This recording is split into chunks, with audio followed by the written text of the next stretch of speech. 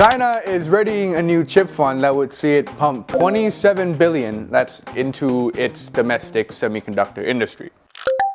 Big Fund 3 is the third phase of China's National Integrated Circuits Industry Investment Fund, or the Big Fund, according to Bloomberg reports. Responding to increasing U.S. pressure in the semiconductor industry, the fund aims to draw its capital from local governments, their investment vehicles, and state-owned enterprises. The government of Shanghai and the SDIC are already linked to be investors. The U.S. has further asked allies like Germany, the Netherlands, South Korea, and Japan to further restrict China's access to semiconductor technology. This comes after Chinese smartphone maker Huawei introduced a new smartphone with a homemade local chip produced in China that is a generation ahead of its US competitors. The secretive Big Fund is China's main investment vehicle into its domestic semiconductor industry. It was founded in 2014 and backed SMIC, the chip maker who was responsible for Huawei's breakthrough. The second phase of the fund is currently shareholder in 48 firms, while the first phase is shareholder in 74.